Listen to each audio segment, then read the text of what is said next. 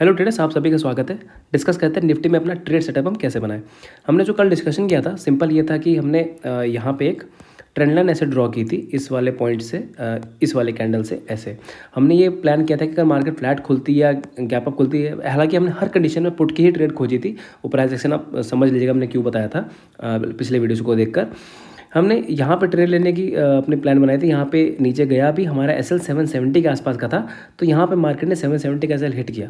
लेकिन just because मेरी कल तबीयत ख़राब थी, मैं इस चीज़ को बताना भूल गया कि मैंने ये तो कहा था कि हम इसके ऊपर एस एल कटने के बाद कॉल नहीं लेंगे, लेकिन मैं ये बताना भूल गया कि इसके नीचे जब वापस जाएगी तो हम पुट ही लेंगे। लेकिन जनरली क्योंकि मेरा ये ट्रेडिंग का बिहेवियर ही ऐसा है, जो मेरे वीडियोज़ को कंटिन्यूसली देखते हैं वो जानते हैं ये चीज़ कि मैं जनरली ये चीज़ कहता हूँ कि वापस एक बार उसके नीचे आएगी तो हम पुट ही लेंगे, क्योंकि टारगेट हमारे यहाँ तक थे। तो जैसे ही इसके नीचे वापस मार्केट गई तो मार्केट ने वापस हमें टारगेट दिया।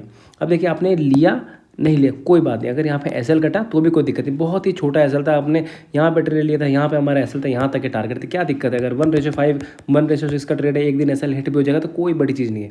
अच्छी चीज़ ये है कि आप एसएल में निकलना सीखिए। आज मेरे पास स्क्रीनशॉट भी आए हैं जिसमें उन्होंने छोटे छोटे एसएल दिए एंड दे वर हैप्पी। उन्होंने ये मुझे मैसेज किया कि सर हमें इतनी खुशी है कि हम छोटे छोटे एसएल में बुक करके निकल जाते हैं अब, और ये सबसे अच्छी चीज़ है। आप इस चीज़ को पक्का अपने अंदर ढाल दीजिए। तो अब देखते हैं अपना ट्रेड सेटअप कल के लिए कैसे करें। देखिए, मैं आपको एक प्राइस एक्शन समझाता हूँ। मार्केट ने में ना ट्रेड करने की इतनी वजह बन चुकी है इस वक्त। हालांकि कल आरबीआई की कुछ मॉनेटरी पॉलिसी या कुछ मीटिंग वगैरह है, हम उस पर उतना ध्यान देते नहीं है। हो सकता है कल बहुत एब्रप्ट कुछ मूवमेंट भी आ जाए, बट जो प्राइस एक्शन कह रहा है ना, वो ऐसा है कि इसमें ट्रेडिंग ही नहीं करनी चाहिए। मैं बता रहा हूँ क्यों। देखिए, जनरली क्या होता है ना, एक तो जब ऑलरेडी एक दिन पहले रेंज बाउंड मार्केट हो और उसके अगले दिन समझिएगा कि जो हाई और जो लो है, देखिए ये है करीबन 810, ये है 650, तो रेंज बनी 160 पॉइंट की, इसका हाफ है 80 पॉइंट, तो 50 और इसके बीच में ये कहीं 730 के आसपास इसका सेंटर पॉइंट आता है। और मार्केट की क्लोजिंग बिल्कुल यहीं हुई है।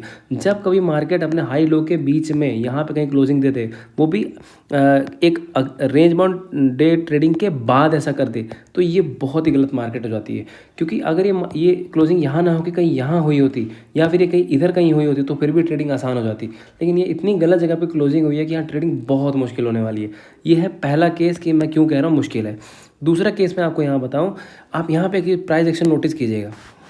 यहाँ पे देखिए, इस पॉइंट से अच्छे खासे सेलर आए, मतलब ये अच्छी सेलिंग है।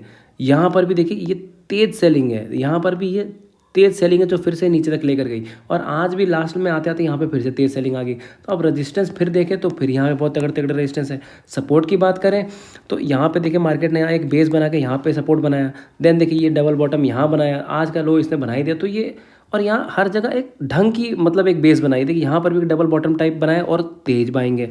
यहाँ पर भी मार्केट ने ये 2-3 बार बेस करे, फिर यहाँ पे काफ़ी तेज बाइंग आई। तो अब यहाँ पे आप ट्रेड कैसे लेंगे? जहाँ भी ट्रेड लेंगे वहाँ डर ही लगेगा, बहुत मुश्किल है। आप क्योंकि यहाँ पे सारी ट्रेड में हमारी लैंग्वेज में ये निकलेगा कि हो सके तो शायद ऐसा हो, तो ऐसे दिनों में ट्रेडिंग को अवॉइड ही करना चाहिए। क्रेडिट मीटिंग और ये जो भी आरबीआई की मीटिंग है, हो सकता है कि हाँ ये ऐसी जो ट्रेंड लाइन एक बन रही है इस तरीके की, ये यहाँ से निकल के बहुत तेज ऊपर निकल जाए, लेकिन मैं कहूँगा कि इसको अवॉइड ही करें, क्योंकि बहुत बहुत रिस्की हो जाएगी। कब ये कहाँ जाके घूम जाए कोई गारंटी नहीं है। तो इसलिए मैं 1-2 सेटअप बताऊंगा, थोड़ा उसी में ट्रेड करने की कोशिश कीजिए, नहीं तो इस ट्रेडिंग को अवॉइड कीजिए। हाँ, मैं एक चीज़ ज़रूर करूँगा कि अगर जैसे आरबीआई की मीटिंग के बाद कोई सर्टेन रेंज के बाहर निकलती है, तो मैं एक बार टेलीग्राम पे मैं पोस्ट करूँगा। अगर कोई बढ़िया सा प्राइस एक्शन कुछ बन रहा होगा तो मैं ज़रूर वहाँ पे कल पक्का एक ट्रेड दूंगा। मैं जनरली नहीं देता हूँ क्योंकि हमारे वीडियोज़ आर इनफ कि उससे हमको अच्छी खासी ट्रेडिंग मिल जाती है। तो अभी देखिए करना क्या है, मैं आपको इस चार्ट पर वापस लेकर आता हूँ। यहाँ पर हम ये करेंगे कि अगर मार्केट फ्लैट खुल जाती है और हल्की सी गैप अप है, हल्की सी गैप डाउन, मैं टोटली कहूँगा अवॉइड ही करना है। जैसे मैंने उसका रीज़न बता दिया है, इसके बीच में मार्केट खुल गई तो मार्केट ट्रेडेबल ही नहीं है। थोड़ा सा हल्का गैप डाउन में तो मैं फिर भी एक छोटा सा ट्रेड सेटअप बना सकता हूँ, वो भी थोड़ा ज़बरदस्ती है। लेकिन इधर तो कहीं खुल गया तो मैं तो कहीं कॉल पुट कुछ करने ही नहीं वाला हूँ। हाँ, अगर मार्केट में कॉल लेनी है तो मार्केट को सीधा इस पॉइंट के ऊपर खुलना चाहिए। मैं अगर डायरेक्टली इसके ऊपर खुलती है, समझे, और यहाँ पर भी किस तरीके से समझना है इस चीज़ को कि फॉर एग्जांपल कि 805 820 30 कहीं यहाँ पर कहीं खुल जाए, मार्केट नीचे वापस आए और 5 मिनट की कैंडल हैमर बनाए। ये उल्टे इस इन्वर्टेड हैमर की बात नहीं कर रहा मैं बाइंग के लिए कह रहा हूँ कि यहाँ पर जैसे यहाँ पर मैं इसको दोबारा अच्छे से बना के दिखाता हूँ आप लोगों को कि यहाँ पर क्या हो कि इधर कहीं खुल के नीचे जाके और वापस ऊपर आ, तो यहाँ पर ऐसे एक हैमर बने ग्रीन कलर की, तब हम यहाँ पे बाइंग करके लेके जाएंगे, तो हमारे टारगेट फिर यहाँ पे हम 100-120 पॉइंट ले लेंगे, वरना फिर ट्रेड नहीं करनी। हाँ, अगर मान लीजिए 8-15-20 कहीं खुल गई, नीचे आ रही है, वापस ऊपर नहीं गई, एंड ये 700 इसके 55 के नीचे वापस आ गई, तब हम पुट लेंगे। वीडियो को बहुत ध्यान से देखिएगा कि कहीं भी गैप अप खुल जाती है और ये हैमर कंडीशन एक अलग हो गई, अगर ये इसके नीचे वापस चलते चलते आती है और 750 के नीचे आएगी, तब मैं पुट लूँगा। और बहुत ज़्यादा नहीं, हम कोशिश करेंगे अगर कोई तेज़ झटका कोई मिल जाए तो हम जैसे 60-70 पॉइंट मिलते हैं वहाँ पे बुक करके निकल जाएंगे, क्योंकि अभी ये दिन कोई लंबे टारगेट के लिए बैठने वाले हैं नहीं, इसको समझना पड़ेगा।